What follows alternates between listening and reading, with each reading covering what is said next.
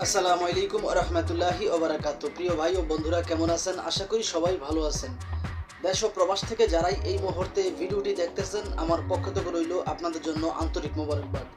আমি চাই আপনারা সবসময় ভালো থাকেন, যে দেশেই থাকেন না কেন, যে কাজই করেন না কেন, আপনারা যেন সবসময় ভালো থাকেন। আল্লাহ তাআলা রব্বুল আলামিনের কাছে এই প্রার্থনাই করি, প্রিয় মালিক যেন আমার দেশ এবং প্রবাসের ভাইদেরকে সবসময় সর্বদা ভালো রাখেন। তো প্রতিদিনের মতো আজকে আবারও চলে আসলাম নতুন একটা ভিডিও নিয়ে, যেই ভিডিওতে থাকবে গুরুত্বপূর্ণ কিছু তথ্য। আশা করি ধৈর্য সহকারে পুরো ভিডিওটি দেখে আপনার মূল্যবান মতামত ভিডিওর কমেন্ট বক্সে লিখে যাবেন। আজকে যাকে নিয়ে ভিডিও করব, এই আপুটা দাবি করতেছে যে আসলে প্রবাসীদের মনে অনেক কষ্ট। প্রবাসীদের কষ্ট তার ফ্যামিলিও, মা বাবা, ভাই বোন, আত্মীয় স্বজন কেউ বোঝে না। সবাই মনে করে প্রবাসী যে মানুষগুলো, তারা একটা টাকার মেশিন। দিন রাত 24 ঘন্টার মধ্যে নিম্নপক্ষে 15 ঘন্টা প্রবাস জীবনে কাজ করতে হয়। দিন শেষে প্রবাসীদের দুঃখ কেউ বোঝে না। এই জন্য এই আপুটা একটা প্রবাসী ভাইকে বিয়ে করে তার ভালোবাসা দিয়ে সেই প্রবাসীর জীবনটাকে মধুময় করে দিতে চায়, এবং সেই প্রবাসী ভাইটাকে আপনার বিয়ে করে তার ভালোবাসা দিয়ে একটা ভালোবাসার তাজমহল বানাতে চায়। আজও তো এই কথাগুলো আসলে কতটুকু যুক্তিযুক্ত, আপনারা আগে ভিডিওটা খেয়াল করেন আপুটা কি বলে। প্রবাসীদের ভিতরে অনেক কষ্ট। তো আমি চাচ্ছি যে প্রবাসী একটা ভাইয়ের কাছে গিয়ে বসতে, যে আমি তাকে ভালোবাসা দেবো, ভালোবাসবো। কারণ প্রবাসীদের কষ্ট তার বাবা মাও বোঝে না।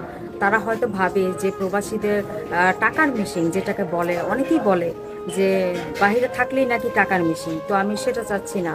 প্রবাসীরা অনেক কষ্ট করে, অনেক পরিশ্রম করে। তবে আমি চাচ্ছি যে আমার ভালোবাসা দিয়ে তার এতটুকু কষ্ট রাখবো না, যে এত কষ্ট করছে সেটা তার মনেই থাকবে না। অনেক অনেক ভালোবাসবো তার দুঃখ। আশা করি শুনতে পারছেন এই সুন্দরী আপুটা কি বললো। তবে কোনো প্রবাসী ভাই যদি এই মেয়েটাকে বিয়ে করেন, আমি মনে করি আপনার জীবন মধুময় হবে।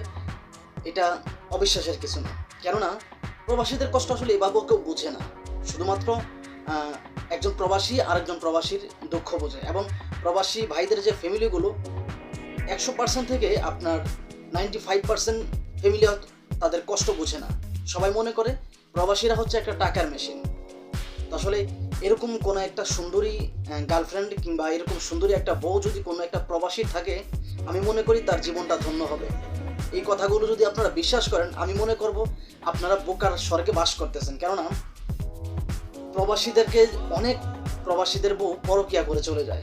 তার মধ্যে আবার যদি এরকম টিকটকার বউ হয়, কিংবা এরকম ডিজিটাল যে আপনার প্ল্যাটফর্মগুলো, ফেসবুক বলেন, ইউটিউব বলেন, টুইটার, এমনকি আরও অন্যান্য যে ইনস্টাগ্রাম, আরও অন্যান্য যে প্ল্যাটফর্ম আছে, এই প্ল্যাটফর্মে যে সমস্ত মেয়েগুলো ভিডিও বানায়, আপনারা অনেক মানুষে জানেন যে আসলে এই মেয়েগুলো কতটুকু ভালো, কতটুকু খারাপ। এটা আমার বলতে হবে না যে আসলে এই মেয়েগুলো কতটুকু ভালো কিংবা কতটুকু খারাপ। আমি মনে করি 100% থেকে 99% মেয়েগুলোই হচ্ছে ধোঁকাবাজ, চিটিংবাজ, বাটপার। ওরা কখনো আসলে বিয়ে বসতে অনলাইনে আসে না। এই ভিডিওগুলো আসলে বিয়ে করার জন্য ভিডিওগুলো তৈরি করা হয় না।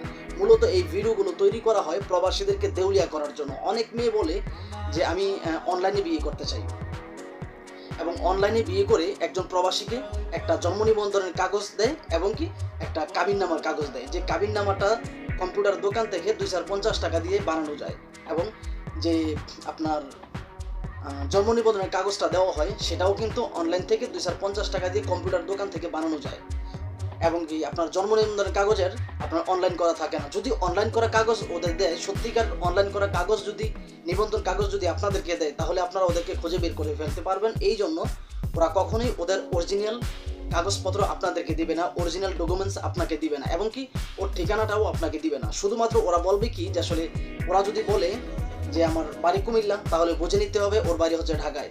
যদি বলে যে আমার বাড়ি ঢাকা, তাহলে বুঝে নিতে হবে ওর বাড়ি চট্টগ্রামে। যদি বলে যে আমার বাড়ি চট্টগ্রাম, তাহলে বুঝে নিতে হবে অন্য কোনো বাংলাদেশের 64 জেলা 8টা বিভাগের মধ্যে কোনো এক জায়গায়। কেননা ওরা অরিজিনাল পরিচয় কখনো ভিডিওর মধ্যে দেয় না। যে সমস্ত মেয়েগুলো এই ভিডিওগুলো তৈরি করে, বা যে সমস্ত ইউটিউবার দালালগুলো এই ভিডিওগুলো তৈরি করে, মূলত প্রবাসীদেরকে উদ্দেশ্য করে প্রবাসীদের কাছ থেকে টাকা ধান্দা করার জন্যই এই ভিডিওগুলো তৈরি করা হয়। ভিডিওগুলো তৈরি করলে একদিক দিয়ে যেমন আপনার যে ইউটিউবার দালাল, ওই দালালটার লাভ, তেমনি আবার কিন্তু যে মেয়েগুলো আপনার ঘন্টা চুক্তি মিথ্যা কথা বলে, সেই মেয়েদের লাভ কিভাবে, আর আপনার ইউটিউবার দালালের লাভ কিভাবে, আমি আপনাদেরকে বুঝিয়ে দিচ্ছি। অনেক মেয়েদেরকে বলে যে আসলে আপনি তো অনেক সুন্দর, আপনার সাথে যোগাযোগ করার সিস্টেম কি? তখন মেয়েগুলো বলে যে আপনাদের মাধ্যমে যোগাযোগ করলেই আমাকে পেয়ে যাবে। তখন কি করে, স্ক্যানের মধ্যে যে ইউটিউবার দালালটা আছে ওই দালালটার নাম্বারটা দিয়ে দেয়। ইমো হোয়াটসঅ্যাপ দুটাই খোলা থাকে। আপনি যখন ওই ইমো নাম্বারটা নিয়ে আপনার ওই ইউটিউবারকে ফোন দিবেন, তখন ওই ইউটিউবার একটা নির্দিষ্ট একটা অ্যামাউন্ট দাবি করবে। অ্যামাউন্টটা হচ্ছে যেমন কৌশল অবলম্বন করে আপনি একটা অ্যামাউন্ট দাবি করে, যেমন বলে যে আসলে এই আপুটার হাতে তো ফোন নাই, তো আপনি যদি আমাকে 5 থেকে 6 হাজার টাকা দেন তাহলে আপনাকে এই আপুটাকে একটা ফোন কিনে দিব, তার সাথে আপনি ভিডিও কলে কথা বলতে পারবেন। কিন্তু আজও তো মূলত কথা হচ্ছে বর্তমান সময়ে ম্যাচুয়ার্ড একটা মেয়ে কিংবা একটা ম্যাচুয়ার্ড একটা ছেলের হাতে ফোন থাকবে, এটা 100% গ্যারান্টি। মানুষ যদি একবেলা না খেয়েও থাকে, হাতে ফোন থাকে, এটা গ্যারান্টি প্রাপ্ত।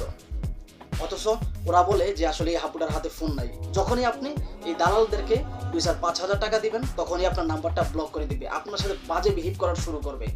আজও তো ওদের ব্যবহারটা এতটাই খারাপ, মনে হয় যে আসলে কোনো নিষিদ্ধ পল্লীর দালালের সাথে আপনি কথা বলছেন, এরকম এতটাই খারাপ, তার চাইতেও ভয়ঙ্কর খারাপ ওদের ব্যবহার।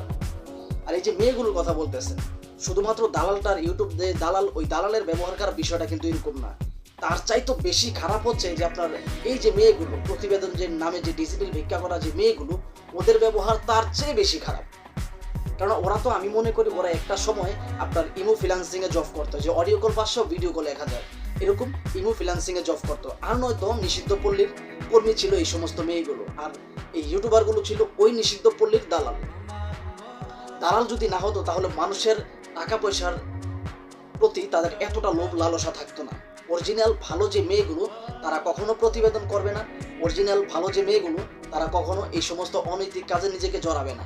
কেননা অনলাইনে, আমি আগেও বলছি এখনও বলি, অনলাইনে কখনো ভালো মেয়ে পাওয়া যায় না, আর ভালো মেয়েরা কখনো লং টাইম অনলাইনে থাকে না। আর যে সমস্ত মেয়েদের মান ইজ্জত আছে বা আত্মসম্মান আছে, তারা কখনো এই সমস্ত ডিজিটাল আপনার যে প্ল্যাটফর্ম, এই সমস্ত ভিডিও করবে না। কেননা যেই সমস্ত মেয়েরা ভিডিও করে তারা কিন্তু আসলে কখনোই ভালো ছিল না। ভালো যদি হতো তাহলে ওরা ভিডিও করবে কেন? আমাদের দেশে কি আপনার ছেলের অভাব পড়ছে? আমাদের দেশে ছেলের অভাব